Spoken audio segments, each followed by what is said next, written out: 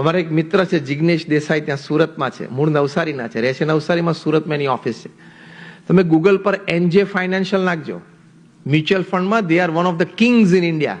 અમારે બહુ સારી મિત્રતા, એટલે મેં પૂછ્યું, મેં કહ્યું જિગ્નેશભાઈ તમે સુરત રહેવા આવી જાઓ ને, રોજ તમે નવસારીથી કલાક થાય, સવા કલાક થાય સુરત આવવાનું, પછી રોજ સાંજે સવા કલાક જવાનું.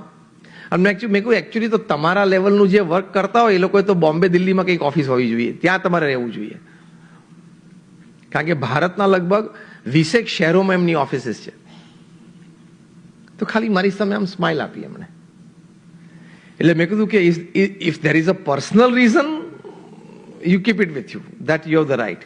મને જો કહી શકતા હોય તો જ કહેજો, બાકી કોઈ એવું પર્સનલી ફેમિલી ઇસ્યુ હોય તો મારો કોઈ એવો આગ્રહ નથી. પણ આ તો મને વિચાર આવ્યો એટલે મેં એઝ અ ફ્રેન્ડ કીધું કે ના ના સ્વામી, એવું પર્સનલ નથી. પછી એને મને કહ્યું, સાંભળીને મારા આંખમાં જળજળી આવી ગયેલા. આ જિગ્નેશ દેસાઈ મને કહ્યું કે સ્વામી મારા પેરેન્ટ્સ વૃદ્ધ છે, એ લોકો નવસારી રહે છે. હવે એ લોકો નાનપણથી નવસારી રહ્યા છે, એટલે એમનું જે કંઈ થોડું સોશિયલ સર્કલ બચ્યું છે, 5-7-10 જણ, બધા નવસારીમાં જ રહે છે. એ લોકોને ત્યાંનું વાતાવરણ વ્યવસ્થા ફાવે છે, એ લોકો કંઈ સુરત આવીને રહી ના શકે. અને મારે ને મારા પત્ની બંનેને નિયમ છે. હવે જિગ્નેશભાઈની અત્યારે ઉંમર 55 ની આજુબાજુ હશે, 60, લગ્ન થયા છેલ્લા 25 વર્ષથી આ નિયમ એમના ને એમના પત્નીને બંનેને, કે રોજ સાંજે પપ્પા મમ્મી સાથે જમવાનું, જમ્યા પછી અડધો કલાક બેસીને વાતો કરવાની.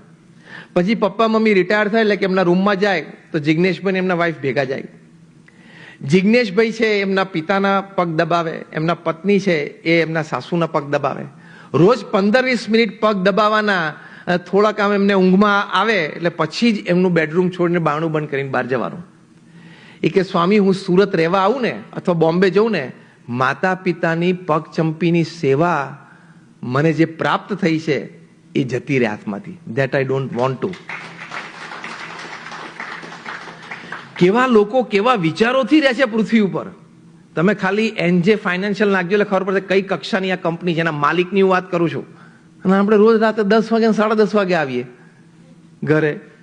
ટાઈમ નથી. પૃથ્વી ઉપર બધા માણસના પ્રશ્ન આનો આ જ છે, ટાઈમ નથી કે છે. તે ભગવાને તને પૂછીને 26 ને 28 કલાકનો દિવસ બનાવવાનો હતો તોય તને ઓછો પડવાનો હતો. 26 કલાકનો દિવસ બનાવો તોય ઓછો, 28 નો ઓછો પડવાનો હતો.